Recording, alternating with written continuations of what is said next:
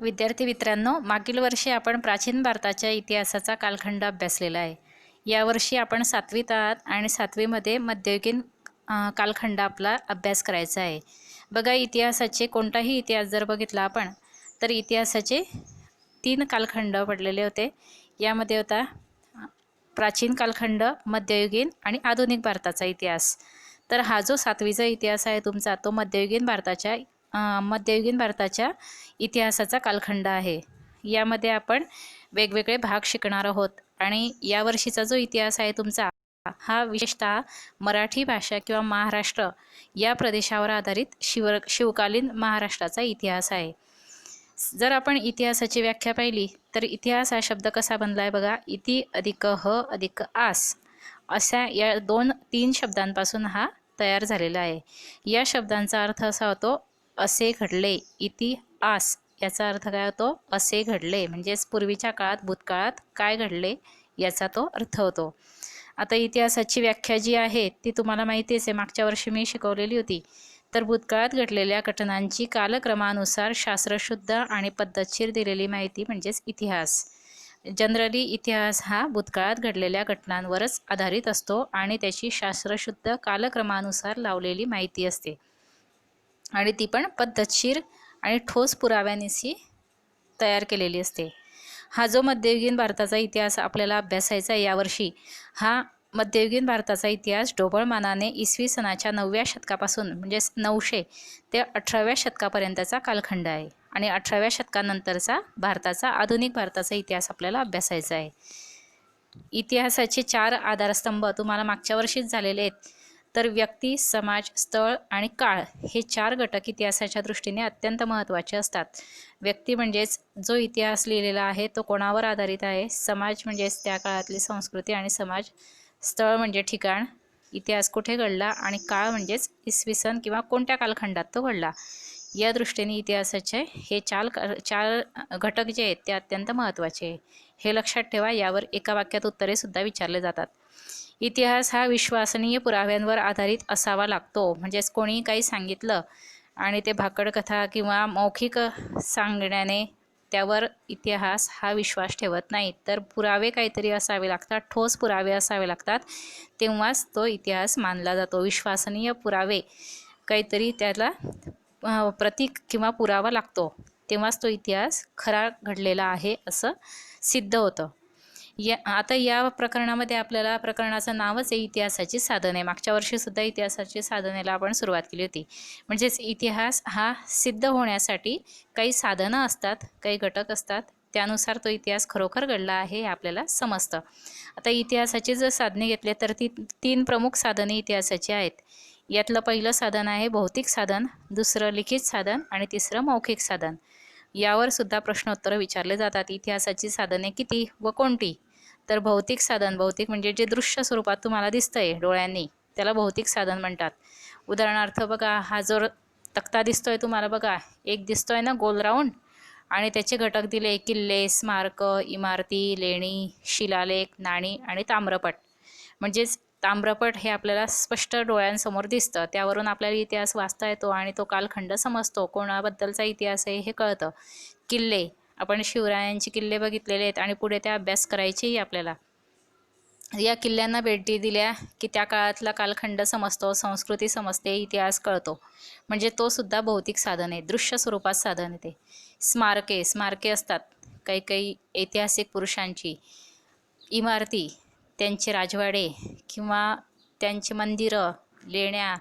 शिलालेख म्हणजेच दगडावर काही कोरीव लेख असतात, त्या राजे लोकांचे किंवा त्या महान व्यक्तींचे उल्लेख केलेले असे लेख असतात, त्यांच्याबद्दल लिहिलेले, त्यांच्या कर्तृत्वाबद्दल लिहिलेले, त्यांना शिलालेख म्हणतात. नाणी असतात, त्या प्रत्येक राजांनी आपापल्या कालखंडात काही नाणी पाडून घेतली, चलन व्यवस्था सुरुवात केली होती आणि त्या नाण्यांवर सुद्धा त्यांचे शिक्के आहेत किंवा काही प्रतीकं आहेत, म्हणून नाणेसुद्धा भौतिक साधन आहे. ताम्रपट, तांब्याच्या पत्र्यावर लिहून काही पत्र ते आपल्या शेजारील राज्यांशी पाठवायचे आणि त्यावर काही लिखित स्वरूपात माहिती असायची, त्याला ताम्रपट म्हणतात. हा सुद्धा भौतिक साधनांमध्ये येतो. म्हणून इतिहासाचे भौतिक साधन लक्षात ठेवा: किल्ले, स्मारके, इमारती, लेणी, शिलालेख, नाणी आणि ताम्रपट. म्हणजे तुम्हाला जर विचारलं गेलं भौतिक साधने कोणती आहेत, तर हे सगळं लक्षात ठेवा. आता भौतिक साधनांमध्ये वस्तू आणि वास्तू यांचे अवशेष भौतिक साधनांमध्ये असतात. आता बघा, याला फक्त काना दिलेला आहे, वस्तू आणि वास्तू. यामध्ये कसा विशेष बघा, वस्तू म्हणजेच दृश्य स्वरूपात वस्तू आणि वास्तू म्हणजे इमारती. हां, यामध्ये किल्ले, स्मारके, इमारती या झाल्या लेणी, हे झाले वास्तू. आणि वस्तू म्हणजे नाणी, ताम्रपट हे झाल्या वस्तू. वस्तू म्हणजे छोटी वस्तू आणि वास्तू म्हणजे दृश्य स्वरूपात असलेली इमारत. भौतिक साधनांमध्ये किल्ल्यांचे महत्त्वपूर्ण स्थान असते. किल्ल्यांना सुद्धा महत्त्वपूर्ण स्थान आहे. आता या किल्ल्यांचे सुद्धा महत्त्वाचे प्रकार पडतात. ते प्रकार कोणते? 4-5 प्रकार पडतात. त्यांचे 4 प्रकार आहेत. गिरिदुर्ग. गिरिदुर्ग म्हणजेच वरती उंच असा पर्वतावर असलेला. वनदुर्ग, खूप घनदाट जंगलामध्ये असलेले दुर्ग किंवा किल्ले. जलदुर्ग म्हणजेच समुद्रामध्ये किंवा खूप खोल अशा तलावामध्ये बांधलेले जलदुर्ग. भुईकोट म्हणजे जमिनीवर असलेले किल्ले. हे 4 प्रकार किल्ल्यांचे पडतात. म्हणजे भौतिक साधनात किल्ल्यांचे 4 प्रकार कोणते आहेत? तर गिरिदुर्ग, वनदुर्ग, जलदुर्ग आणि भुईकोट. लक्षात ठेवाय. तसेच स्मारकांमध्ये समाधी, स्मारक पण दिलंय बघा, दुसरं भौतिक साधन. आता स्मारक म्हणजे काय मॅडम? तर स्मारकांमध्ये समाधी म्हणजेच तो राजा किंवा ती व्यक्ती, महान थोर पुरुष, तो मरण पावल्यानंतर त्याची समाधी बांधली जाते. शिवाजी महाराजांची समाधी सुद्धा कुठे आहे माहिती ना तुम्हाला? रायगडावर. कबर, जर तो मुघलकालीन सम्राट असेल तर त्याची कबर बांधलेली असते. वीरगळ असतं. वीरगळचाही अर्थ होतो की तो थोर पुरुष असेल आणि त्या कर्तृत्वाचा त्याच्यावर तिथं काही युद्ध किंवा प्रसंग घडलेला असेल तर त्याला वीरगळ म्हणतात आणि त्याच्यावर कोरीव काम असतं. तसेच इमारती, त्यांचे राजवाडे असतात. मंत्री निवास, मंत्र्यांचे राहण्याचे ठिकाणं, ते भग्न अवस्थेत जरी असले तरी तो पुरावा असतो. राणीवसा, राण्यांचे राहण्याचे ठिकाणं, सामान्य जनतेची घरे यांचा समावेश होतो. यावरून आपल्याला त्या कालखंडाचा बोध होतो. वास्तुकलेची प्रगती समजते. त्या काळातली वास्तुकला कशी होती किंवा कसे बांधकाम होते, कशामध्ये कोरले जायचे, दगडामध्ये किंवा कशात, या सगळ्यांची माहिती होते. या काळातील आर्थिक स्थिती, कलेचा दर्जा, बांधकामाची शैली, लोकांचे राहणीमान या सर्वांची माहिती आपल्याला या भौतिक साधनांवरून किंवा या वास्तू आणि किल्ल्यांवरून समजते. म्हणून हे इतिहासाचं महत्त्वाचं साधन आहे. आता पुढचं जे साधन आहे आपलं, आता त्यातच त्यांनी पुढे दिलेलं आहे आपल्याला वीरगळ म्हणजे काय. तर विविध राज्यकर्त्यांनी, आता वीरगळाचं बघा तुम्हाला चित्र दिसतंय ना, या वीरगळावर त्यांनी वेगवेगळ्या राजे लोकांची, राण्यांची असे चित्र काढलेले आहेत आणि त्यांची माहिती लिहिलेली असते. त्याला वीरगळ म्हटलेलं आहे. बघा, विविध राज्यकर्त्यांनी सोने, चांदी, तांबे हा दुसरा इतिहासाचं साधन आहे. नाणी म्हणजेच काय, तर नाणी म्हणजे काय लक्षात घ्या. आता सुद्धा आपल्याला $5 किंवा 10 रुपयाचं नाणे माहिती ना, तसं पूर्वीच्या काळात सुद्धा धातूंचे नाणे होते. म्हणजे सोन्याचे नाणे, चांदीचे नाणे, तांब्याचे नाणे या धातूंचा उपयोग केला जायचा. आणि जो राजा किंवा इतिहासातील थोर व्यक्ती राज्यकर्ता म्हणून घोषित व्हायची, ती आपापल्या काळात तसे नाणे तयार करून घ्यायचे. त्यांचा काळ, राज्यकारभार, धार्मिक संकल्पना, व्यक्तिगत तपशील इत्यादींची माहिती ते त्या नाण्यांवर कोरायचे. तसेच आर्थिक व्यवहार आणि आर्थिक स्थिती यांची माहिती मिळते. या नाण्यांवरून आर्थिक व्यवहारांची माहिती मिळते. त्यावर लिहिलेलं असायचं वेगवेगळ्या काळातलं. बघा, खाली चित्र दिलंय पेशवेकालीन नाणी, दिसतंय ना. हैदर अलीचे नाणे त्याच्याच खाली आहे. हैदर अली हा जो सम्राट होऊन गेला, त्याचे सुद्धा त्याने नाणे पाडून घेतले होते आणि त्याचे चित्र त्याच्यावर कोरलेले. शिव पार्वती, शंकर पार्वतीचं चित्र दिसतंय बघा. त्याचबरोबर चंद्राचं चित्र दिसतंय, चांदचं चित्र. हे सगळे वेगवेगळे नाण्यांचे चित्र दिलेले खाली आपल्याला. आर्थिक व्यवहारांसाठी नाण्यांचा फार उपयोग व्हायचा, कारण त्यावेळेस वस्तुविनिमय पद्धत हळूहळू कालान्वये बंद झालेली. वस्तुविनिमय पद्धत म्हणजे काय, मला असं वाटतं तुम्हाला माहिती आहे. वस्तुविनिमय म्हणजे काय, तर एक वस्तू तयार केली तर तिच्या बदल्यात जर आपल्याला घ्यायची असेल दुसरी वस्तू, तर आपल्याजवळची वस्तू त्याला द्यायची आणि त्याच्याजवळची घ्यायची. उदाहरणार्थ जर शेतकरी असेल तर त्याने धान्य द्यायचं आणि सुताराकडनं सुतारकाम करून घ्यायचं. याला वस्तुविनिमय पद्धत म्हणतात. सम्राट अकबराच्या नाण्यांवरील रामसीतेचे चित्र आणि हैदर अलीच्या नाण्यांवरील शिव पार्वतीच्या प्रतिमा यावरून आपल्याला त्या काळातील धार्मिक समन्वयांची माहिती, जाणीव होते. धार्मिक समन्वय म्हणजेच काय, तर सर्व धर्म समभाव. आता त्या काळात हैदर अली होता मुघल सम्राट, पण तरीसुद्धा त्याने हिंदूंचे देवदेवता शिव पार्वती यांची प्रतिमा आपल्या नाण्यांवर तयार करून घेतली होती, म्हणजे त्याने धार्मिक समन्वय दर्शवलेला होता. पेशव्यांच्या नाण्यांवर अरेबिक आणि पार्शियन भाषेचा वापर होत असे. यावरून त्या काळातील भाषा व्यवहारही समजतो. म्हणजे नाण्यांवरून आपल्याला भाषा कोणती बोलली जायची, पार्शियन भाषा होती, अरेबिक भाषा होती, किंवा कोणकोणत्या देशांशी व्यापार व्हायचा हे आपल्याला कळतं. कारण ते नाणे का तयार केले होते त्या भाषेतले, कारण त्या प्रदेशाशी तो व्यवहार चालायचा म्हणून. आता तिसरं जे आपलं भौतिक साधन होतं शिलालेख. शिलालेख म्हणजेच काय, शिला म्हणजे दगड, दगडावर किंवा भिंतीवर कोरलेला लेख यालाच शिलालेख म्हणतात. उदाहरणार्थ तंजावर येथील बृहदीश्वर मंदिराच्या परिसरात लेख, चालुक्य, राष्ट्रकूट, चोळ या राजांच्या काळात कोरलेले अनेक शिलालेख महत्त्वाचे आहेत. शिलालेख हा इतिहास लेखनाचा फार महत्त्वाचा आणि विश्वसनीय पुरावा मानला जातो, कारण ती लिहिलेली लिखित स्वरूपात माहिती असते आणि ती काही आत्ता तयार केली जाऊ शकत नाही. ती फार प्राचीन काळातली त्या कालखंडातली असते, म्हणून तो विश्वसनीय पुरावा हे लक्षात ठेवा, कारण तो समोर आपल्याला दिसत असतो. त्यातून भाषा, लिपी, समाजजीवन यासारख्या काही बऱ्याच गोष्टी आपल्याला समजतात. तांब्याच्या पत्र्यावर कोरलेल्या लेखांना ताम्रपट म्हणतात. ताम्रपटाचाही अर्थ मी आधी सांगितलाच होता, तांब्याच्या पत्र्यावर कोरलेले लेख. ताम्रपटांवर राजाज्ञा म्हणजे राजाने काही आज्ञा केली असेल, निवाडे असतील, न्यायनिवाडे, किंवा काही त्यांनी सुनावणी केली असेल, ते हे सगळे ताम्रपटावर लिहिलेले असतात. हे सगळे झाले भौतिक साधनं, समजले ना.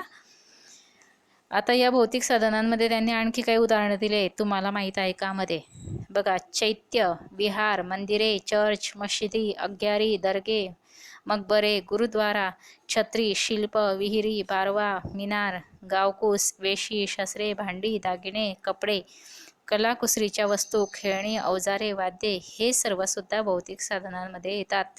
म्हणजे तुम्हाला त्या काळातलं भांडं जरी सापडलं तरी त्या भांड्यावरून सुद्धा तुम्हाला त्या काळातला इतिहास ओळखता येऊ शकतो, कोणत्या कालखंडात ते झालेलं आहे.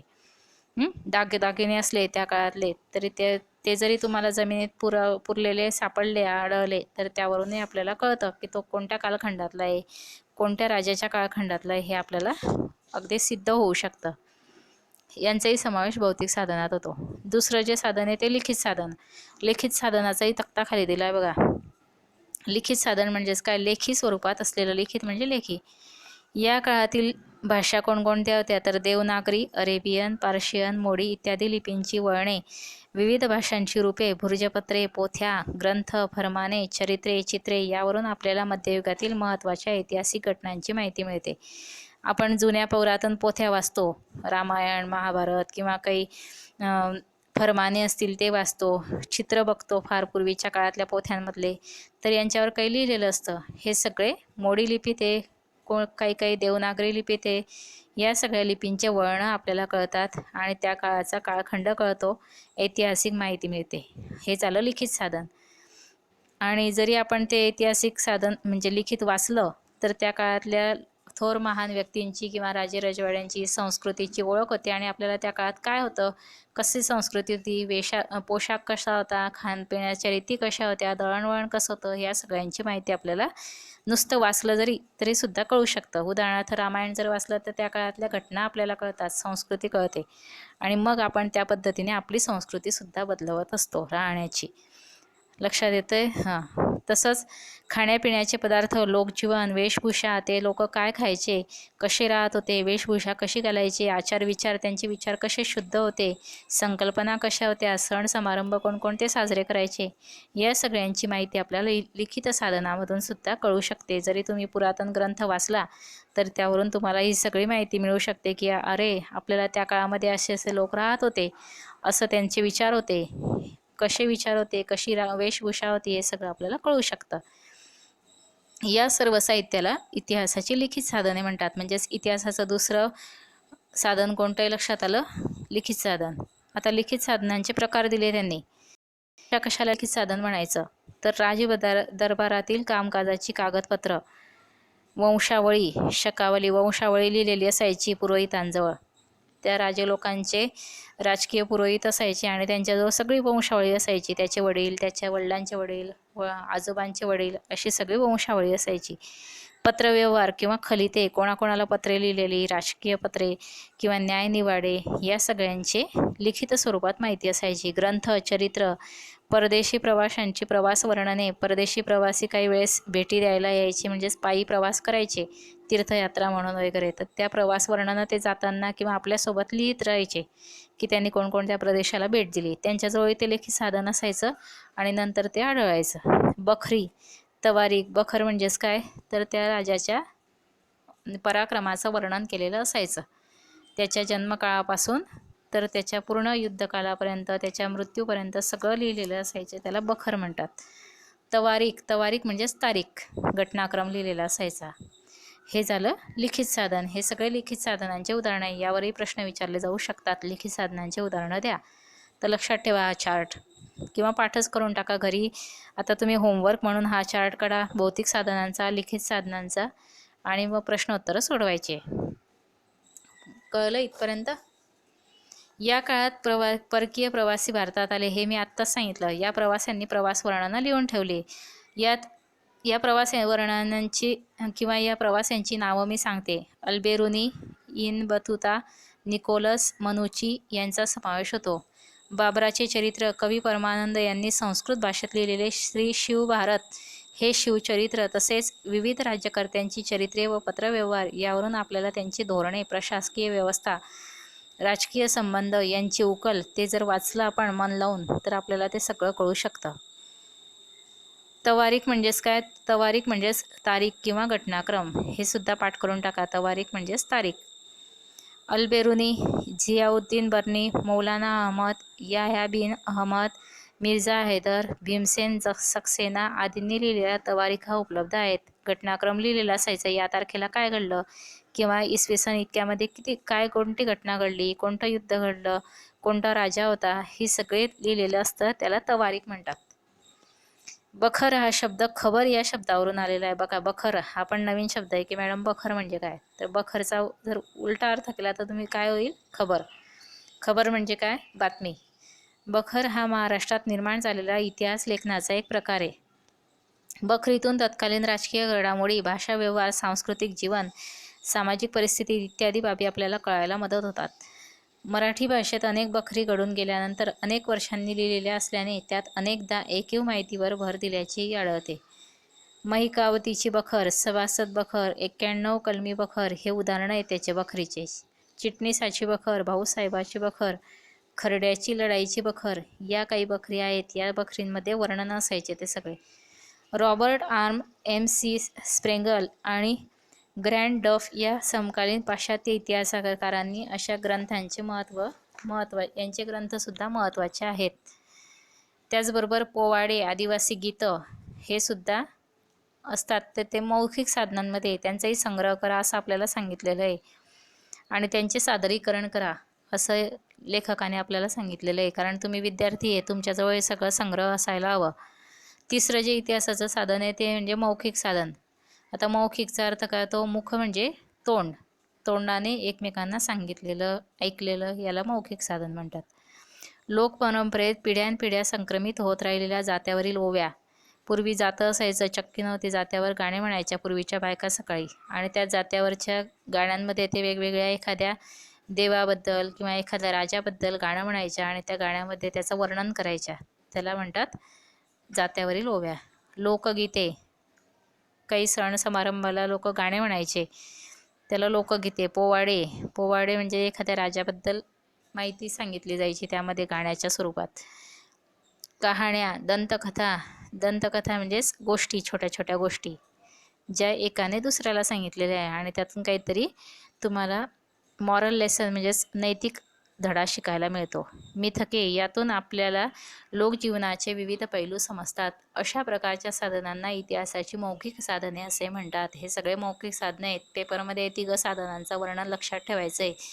याचा पण गोल स्वरूपात किंवा ट्री डायग्रामसारखं दिलेलं आहे तुम्हाला. बघा, मौखिक साधने कोणती आहे? मिथके, लोकगीते, गाथा, श्लोक. तुम्ही सकाळी सकाळी श्लोक म्हणतात ना, मनाचे श्लोक किंवा सरस्वती स्तवन, ते झाले श्लोक. अभंग, तुकारामांचे अभंग, ज्ञानदेवांचे अभंग. आता सध्या आषाढ महिना सुरू आहे, अभंगही आपण ऐकतोय. पोवाडे, म्हणी तर तुम्हाला गेलेल्या आहे 4थी-5वी पासून. कथा ऐकतो, काही काही नैतिक छान छान ऐकायला मिळतं त्या गोष्टींमधून. त्या कथा या काही लिहिलेल्या स्वरूपात नाही, एकाने दुसऱ्याला सांगितलं, दुसऱ्याने तिसऱ्याला, आणि खरोखर घडलेलं आहे की नाही हे माहिती नसतं. त्याचा पुरावा काही नाही, फक्त मौखिक येते. वरील तिन्ही प्रकारच्या साधनांच्या आधारे इतिहासाचे लेखन केले जाते. इतिहास एकदा लेखन केले तरी त्याविषयीचे संशोधन अखंडपणे चालू राहतेच. या संशोधनातून नवीन साधने, नवीन माहिती समोर येते. यानुसार इतिहासाचे पुनर्लेखन करावे लागते. म्हणजेच बरेचदा पुरावा शोधून वेगळी माहिती परत हाती लागली की तीसुद्धा त्याच्यामध्ये समाविष्ट करावी लागते. आणि अशा प्रकारे इतिहास हा सतत चालू असणारा कालखंड असतो, भूतकाळाचा पण, आणि त्यात काही वेळेस वर्तमान काळाचा सुद्धा समावेश होतो. खाली तुम्हाला माहीत आहे का, यामध्ये तानाजीचा पोवाडा दिलेला आहे. तर तानाजीचा पोवाडा याचाच अर्थ काय, तर तानाजीच्या वर्णनाचा हा भाग आहे. म्हणजे तानाजी हा जो होता शिवाजी महाराजांच्या सैन्यामध्ये थोर असा त्यांचा मित्र, जो खूप लढवय्या होता, त्या तानाजीचं वर्णन केलेलं आहे. होता तानाजी म्हणून सिंहगड त्यांना मिळालेला होता. या तानाजीचं वर्णन केलेलं आहे. आपल्याला ते वाचून घ्या घरी आणि एकदा वहीमध्ये परत लिहा. तुमचं 4थीमध्ये ही गोष्ट झालेली आहे की रायबाचं लग्न होतं आणि तानाजीने काय म्हणाला शिवाजी महाराजांना, आधी लगीन कोंढाण्याचं मग रायबाचं. तर ते वर्णन याच्यामध्ये दिलेलं आहे. हा घरी नंतर वाचा आणि परत वहीत लिहा. समजलं इथपर्यंत? ऐतिहासिक साधनांचे मूल्यमापन म्हणजेच ते खरे खोटे पाहणे, हा शेवटचा जो पॉईंट आपला तो एवढा समजवते. आणि मग नंतर तुम्हाला गृहपाठ देते.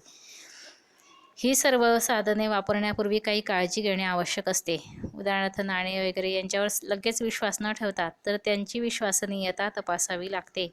यातील अस्सल साधने कोणती आणि बनावट कोणती हे शोधावे लागते.